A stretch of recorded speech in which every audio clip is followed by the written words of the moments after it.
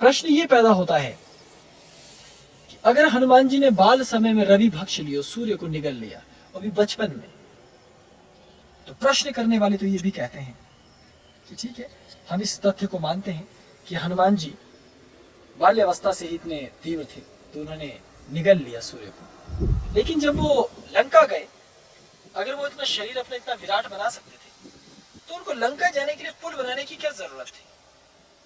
हनुमान जी अपने आप को उतना लंबा कर देते कि लेट जाते और उनके ऊपर से चलकर वो पहुंच जाते। इतने महीनों तक मेहनत करने की, नल नील के द्वारा पुल बनाने की, और इतनी सारी भारी भरकम सेना के द्वारा इतना विशाल सेतु रचने की आवश्यकता क्यों थी? बात तो आपने बहुत सही कही, प्रश्न भी गंभीर है। लेकिन प्रश्न केवल इतना ही नहीं है, लोगों ने तो यहां तक कहना शुरू कर दिया है कि देखिए, प्राचीन काल में तो पुष्पक विमान जैसे विमान थे ही नहीं, अगर थे तो उसके इंजन होने चाहिए, तो बताइए इंजन कहाँ है? और ये बातें, ये प्रश्न कभी कभी ऐसे लोग भी उठाते हैं कि जो लोगों की नजर में बहुत प्रमुख स्थान पे हैं। आजकल भारत के एक व्यक्ति ने ये प्रश्न उठाया है, मैं उनका नाम नहीं लेना चाहूंगा, और भारत में बहुत बड़े पद पर हैं, और मैं तो बचपन से हंसता रहा हूं इस शिक्षा प्रणाली में कि किसी पद पर कोई आदमी ऊपर पहुंच जाए और वो कोई भी बयान दे तो उसको लोग बहुत गंभीरता से लेने लगते हैं। उनको ये नहीं मालूम कि शिक्षा के साथ ज्ञान का कोई संबंध नहीं। बड़े से बड़ी शिक्षा प्राप्त करने के बाद भी लोग बलात्कारी ही पैदा होते हैं, बड़ी से बड़ी शिक्षा प्राप्त करने के बाद भी लोग हत्यारे ही पैदा होते हैं, बड़ी से बड़ी शिक्षा लेने के बाद भी लोग उतने ही नीच रहते हैं जितने कि कोई और नीच या पापी व्यक्ति को हम देखते या कहते हैं। तो इसका अर्थ है कि शिक्षा से उसका कोई लेना देना नहीं, उसका अर्थ तो भीतर के ज्ञान से। और इस व्यक्ति ने भी यही प्रश्न उठाया कि पुष्पक विमान था तो उसका इंजन कहाँ है? धर्म प्रमुखों को और धर्म से जुड़े लोगों को इसका उत्तर देना चाहिए। बात सही है, क्योंकि तुम्हारी सोच ही इतनी है। अब मैं तुम्हें गाली तो दे नहीं सकता सार्वजनिक तौर पे, और ना ही तुम्हारे साथ भिड़ सकता हूं, क्योंकि तुम्हारे दिमाग का स्तर और हमारे दिमाग के स्तर में जमीन आसमान का अंतर है। तुमसे तो बात करना भी व्यर्थ है, इससे तो किसी वैज्ञानिक से भी बात करो तो भी कम से कम थीसिस, हाइपोथेसिस, इन बातों को समझना तो होगा। तुम्हें ना तो थीसिस समझ आने वाली, ना तो हाइपोथेसिस। मुझे ये बताओ कि जब हवाई जहाज था ही नहीं, क्या उस समय किसी को ये पता था कि इंजन से हवाई जहाज उड़ेगा? क्योंकि तब तो किसी ने गुब्बारे की भी खोज की और गुब्बारे के सहारे उड़ने की कोशिश की, और गुब्बारे पे भी लोग उड़ते हैं।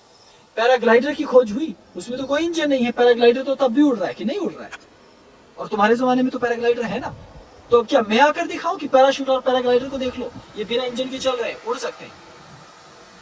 अगर पैराग्लाइडर बिना इंजन के उड़ रहा है, ये बात सही है कि वो हवाई जहाज जैसा नहीं उड़ रहा, लेकिन हवा में उड़ तो रहा है ना। तो यदि उस दिशा में खोज की जाए तो ये जरूरी नहीं है कि सिर्फ इंजन ही वो एकमात्र सत्ता या एकमात्र अस्तित्व है जिसके माध्यम से हवाई जहाज को या किसी यान को उड़ाया जा सकता। अगर तुम केवल इतना ही मानते हो तब तो तुम्हारा कुछ हो ही नहीं सकता। तुम्हारी शिक्षा पर धिक्कार है, तुम्हारी मस्तिष्क की सोचने की शैली पर धिक्कार है। अरे वैज्ञानिक सोच भी अगर तुम रखो तो भी कोई वैज्ञानिक इस दावे को पुष्ट नहीं कर सकता है। वो ये नहीं कह सकता कि केवल इंजन ही आपको उड़ा कर ले जा सकता है। कई पद्धतियां हैं, कई तरीके हैं आपको हवा में ऊपर उठाने के लिए। भविष्य में इन संबंधों में, इन संदर्भों पे और खोज होगी। लेकिन धर्म पर प्रश्न उठाना तो ये तो एक शगुन है ना। क्यों? क्योंकि जिस पेड़ पर फल होते हैं ना, पत्थर तो उसी को मारेंगे। जिस पेड़ पर कुछ होगा ही नहीं उसको कौन परेशान करेगा? अब देखिए, नास्तिकों को या जो लोग इस तरह के अतिवादी हैं, उनके पास तो कोई भगवान है ही नहीं, तो उनके भगवान पर कोई टीका टिप्पणी करने का प्रश्न पैदा होता ही नहीं, और उन पर कोई टीका टिप्पणी करके अपना मुंह क्यों खराब करेगा? सीधी सी बात है कि अध्यात्म बेहद विचित्र बात है। और सबसे गलत और घटिया बात आपको मैं बताता हूँ, जो हम धार्मिक लोग और धर्म से जुड़े हुए लोगों की है, कि लोग सदियों से हम पर आक्रमण करते रहते हैं संगठित होकर। आप देखिए ना, नास्तिकों को देखिए, आस्तिकों को देखिए, आप बाकी संगठनों को देखिए जो धर्म से जुड़े लोगों के ऊपर प्रहार करते हैं, दुष्टों को देखिए, समूह बनाकर संगठित होकर विरोध करेंगे। रूढ़िवादी होकर विरोध करेंगे। लेकिन मुझे ये बताइए, धार्मिक लोग सोए क्यों रहते हैं? वो संगठित होकर इनका मुंह तोड़ जवाब क्यों नहीं देते? और नहीं देते हैं, इसी कारण ही तो ये लोग सर पे सवार होते हैं, क्योंकि उनको मालूम है कि एकता में बल है। तकनीक का हमें इस्तेमाल करना है, और तकनीक उनके पितामहों की संपत्ति नहीं है, विज्ञान उनकी पितामह की संपत्ति नहीं है। इसमें जितना आज आप लोगों का और वैज्ञानिकों का अध्ययन है, तो प्राचीन काल में धर्म प्रमुखों का भी अध्ययन उतना ही रहा।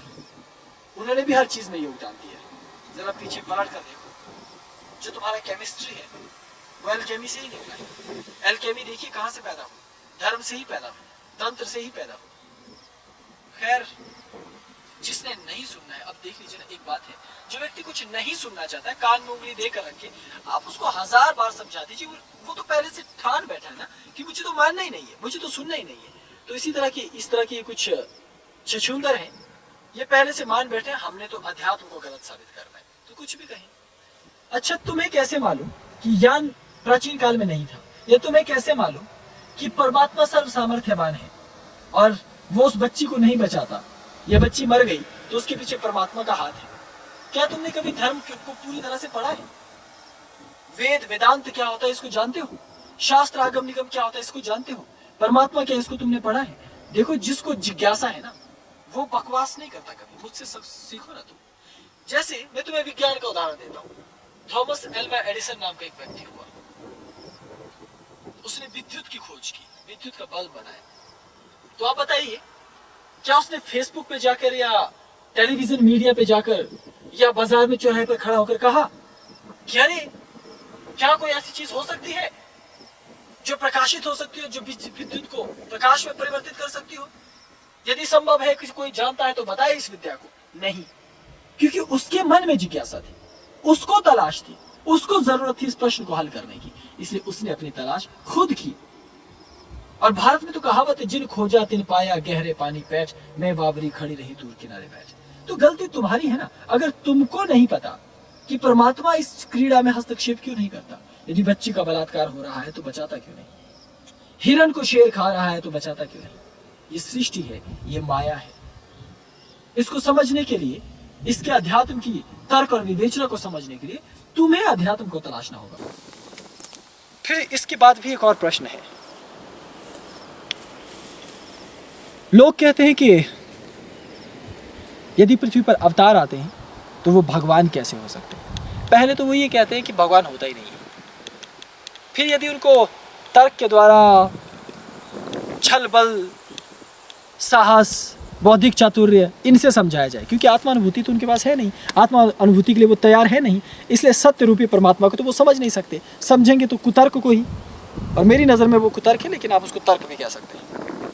और जब उसको मान जाएंगे छल बल के द्वारा, तो मान जाएंगे ठीक है, हम निराकार परमात्मा को मानते हैं। फिर साकार को नहीं मानेंगे, फिर कहेंगे साकार परमात्मा कहाँ होता है? भगवान कैसे पृथ्वी पर पैदा हो सकता है? इसको समझने के लिए पहले इंसान होना जरूरी है। तुम बताओ, क्या तुम इंसान हो? अगर किसी व्यक्ति के पास 2 कपड़े के टुकड़े हैं और किसी के पास एक भी नहीं, यदि एक व्यक्ति दूसरे व्यक्ति को अपने कपड़े का टुकड़ा देता है तो वो मेरी नज़र में भगवान है। क्या तुम्हें समझ में आता है ये बात? क्या ये तर्क समझ में आता है? यदि मेरे पास भोजन है और कोई व्यक्ति भूखा है तो मैं अपनी थाली में से कुछ भोजन उसको दे देता हूँ, तो मैं ही भगवान। क्या तुम्हें ये तर्क समझ में आता है? यदि आता है तब तो ठीक है, और इस बात को तो आस्तिक और नास्तिक तो क्या, पृथ्वी का ढीठ से ढीठ बुद्धिवादी मनुष्य भी समझ सकता है। तो अवतार उसको कहते हैं जो अपने जीवन को पूरी तरह से समर्पित करता है। किसके लिए? इस सृष्टि के कल्याण, इस सृष्टि के हित के लिए। अब समझ में आया कि अवतारी कौन होता है? ये अत्यंत लघु और छोटी परिभाषा है, लेकिन इसका अर्थ ये नहीं है कि अवतारी का केवल इतना ही अर्थ है। अवतार के लक्षण, अवतार के बारे में बहुत विस्तार से बताया गया है शास्त्रों में। तुम खोजोगे, पढ़ोगे, तब तो मिलेगा ना।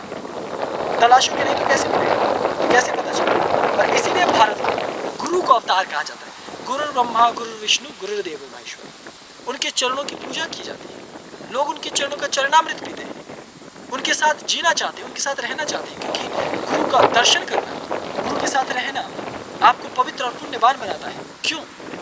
क्योंकि गुरु प्रति पल अपने जीवन का एक एक क्षण दूसरों के लिए अर्पित करता है। वो भी तो जी सकता है ना अपनी जिंदगी शाही, लेकिन वो नहीं जीता। वो भी तो कर सकता है ना इस जीवन में मस्ती, उसके पास तो ज्ञान है, आनंद करेगा, लेकिन नहीं, वो तुम्हारी खातिर तड़पता रहता है। माँ से 1000 माँ से एक गुरु की तुलना की जाती है।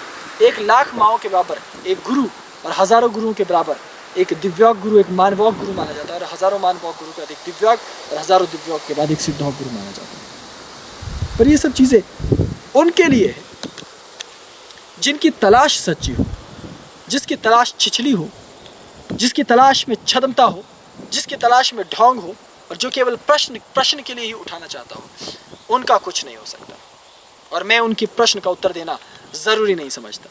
तुम हर बार मेरे पास लंबी लंबी कतारें भेज देते हो प्रश्नों की, कब तक देता रहूंगा मैं जवाब? और मेरे से पूर्व भी तो दिए जवाब। बुद्ध ने अपने तरीके से दिए, महावीर ने अपने तरीके से दिए, उससे पूर्व ऋषि मुनियों ने, अत्रि, कणाद, पुलत्स्य, भृगु, अश्वत्थामा, इन सब लोगों ने कहे हैं। अश्वत्थामा तो चिरंजीवी माने जाते हैं। अश्वत्थामा की अपनी एक परंपरा है, पर तुम्हें अगर मालूम हो तब ना। अश्वत्थामा ने कौन से ग्रंथ दिए हैं, क्या उसमें कहा है, क्या तुम्हें मालूम है? नहीं मालूम है तो तलाश करो ना। ये सिर्फ तुम्हें पुस्तकालयों में और फिर बाजार में किताब खरीदने जाओगे तो वहीं पर नहीं मिलेगा। इसके लिए भारत के अनेक छोटे संप्रदायों में, कबीलियाई क्षेत्रों में, गांव-गांव में जाकर अध्यात्म की तलाश करनी पड़ेगी। पत्थरों के नीचे जैसे अवशेष दबे मिले ना तुम्हें डायनासोर के, जब एक हड्डी मिल गई तो कहने लग गए, अरे ये देखो डायनासोर मिल गया, प्राचीन काल में इतना बड़ा डायनासोर था, अरे देखिए हमने मैमथ खोज लिया, इतना बड़ा प्राचीन काल में हाथी था। जब तुम हाथी खोज सकते हो, अगर तुम खोजना चाहो तो तुम डायनासोर खोज निकालते हो, तो क्या तुम सच्ची तलाश करना चाहो तो क्या इन प्रश्नों का उत्तर नहीं खोज सकते? क्या तुम्हें लगता है कि ऋषि मुनि सब झूठ बोल रहे थे? बहुत हो गया है तुम्हारा ये सब। क्रोध मत दिलाओ सोए हुए शेरों को। भारत में बहुत सारे शेर सोए हुए हैं, लेकिन विधर्मियों ने, अधर्मियों ने, पातकियों ने हिंदू धर्म को बहुत तरह से प्रताड़ित करना शुरू कर रखा है। और ऐसा ना हो कि ये मिटती हुई प्रजाति, आखिरी सांस बची हुई प्रजाति अपने अस्तित्व के लिए अब सब कुछ करने के लिए तैयार हो जाए। इसलिए बार बार हिंदू धर्म को कुरेदना, हिंदू धर्म को सुइयां चुभोना, हिंदू धर्म पर भाले घोंपना और अपनी ये कड़वी जुबान बंद रखना, वरना धूमावती प्रयोग करने की आवश्यकता ना पड़े। और फिर कहते हैं कि इस देश में कानून है, इस देश में सरकार है। जब हम किसी दूसरे धर्म के खिलाफ, अभी मैं कह दूं ना किसी धर्म के खिलाफ, फिर देखो कल सुबह मेरी क्या दुर्गति होती है। और बाकी सब हमारे धर्म के बारे में टिप्पणी करते हैं तो वो उनकी अभिव्यक्ति की स्वतंत्रता है। और इसमें आजकल का बदतमीज और दोगला मीडिया और उसमें दो कौड़ी का ज्ञान रखने वाले फर्जी पत्रकारों का भी कम योगदान नहीं है। और वो लोग जिन्होंने अध्यात्म का मजाक उड़ाया है, वो धनाढ़े लोग हैं जिन्होंने जनता का शोषण कर करके अपने पास धन रखा है। धर्म गुरुओं के पास भी धन है, लेकिन वो शोषण किया हुआ नहीं, प्यार से लिया हुआ है। लेकिन आज तक हमने उस धन का प्रयोग television channel, news channel, media में नहीं किया, इसलिए ताकि हम चाहते थे ये चीज स्वतंत्र रहे। लेकिन अब लगता है कि समय बदलने वाला है, क्योंकि जो नास्तिक लोग हैं, जो वामपंथी हैं, जो विपरीत विचारधारा के लोग हैं, सारे मीडिया पर कब्जा करके बैठे हुए छछूंदर हैं। ये लोग तो अपने इन प्रसाधनों का इतना दुरुपयोग करने लग गए हैं कि हर एक व्यक्ति को पैदा होते ही उसकी मानसिकता के अंदर ये कूट कूट करके भर दे रहे हैं कि बस गलत है तो हिंदू प्रमुख, हिंदू धर्म के बाबा, गलत है तो हिंदू संत। और यहाँ तक हिंदुस्तान की ये दुर्गति है कि मुझे आज अपने देश में रहते हुए भय लगने लगा। लगता है कि इस देश को छोड़ करके दूर जाकर, और फिर कहते हैं इस देश में लोकतंत्र है। धिक्कार है तुम्हारे लोकतंत्र पर, तुम पर। खैर, मैं डरने वालों में से नहीं हूं। अगर तुम बहुत ज्यादा परेशान करोगे ना, तो देख लो आने वाला समय तुम्हें भी सबक सिखाने को तैयार है। यदि तुम्हारी जिज्ञासा सच्ची है, तुम्हारे प्रश्न शाश्वत है, तो विनम्रता से प्रश्न पूछो ना, और विनम्रता से उसकी तलाश करो ना। मेरा वादा है, मेरा दावा है, तुम सम्मान दोगे, हमसे सम्मान ही पाओगे। तुम तलाश करोगे, तुम्हारी तलाश पूरी होगी। तुम प्रश्न उठाओगे, तुम्हारे प्रश्न का उत्तर अवश्य मिलेगा, क्योंकि ये सबसे प्राचीन, सबसे महान, सबसे उत्तम पंथ है। ये हिंदू धर्म है, ये महा हिंदू पंथ है, ये हमारा शाश्वत पंथ है। इसलिए तुम इस मार्ग पर चलने का प्रयास करो और जानने का प्रयास करो और मर्यादा सीखो, तो मैं भी मर्यादा में रहूंगा। इस प्रकार से क्रोध नहीं करूंगा, इस प्रकार से तुम्हें दुत्कारूंगा नहीं, क्योंकि तुम चाहे नास्तिक हो, चाहे आस्तिक, चाहे वामपंथी हो, चाहे दक्षिणपंथी, मुझे नहीं लेना देना। तुम इंसान हो तो मैं तुमसे प्रेम करूंगा। इसलिए मनुष्य जैसा आचरण करना सीखो। और यही संदेश मीडिया से जुड़े लोगों को, शासन प्रशासन से जुड़े लोगों को, आस्तिक नास्तिकों को और समस्त धर्म से जुड़े लोगों के लिए भी है कि हम हिंदू हैं, हमसे प्यार करो, हमने तुम्हें सदियों से प्रेम ही दिया है, लेकिन हमें परेशान मत करो, क्योंकि तुम जानबूझकर चक्रव्यूह बना रहे हो बार बार। और याद रखो, हमने कौरवों का चक्रव्यूह भेदा है, मेरे जैसा एक और अभिमन्यु मरने के लिए तैयार है, हमें कोई अंतर नहीं पड़ता। ओम नमः शिवाय, प्रणाम।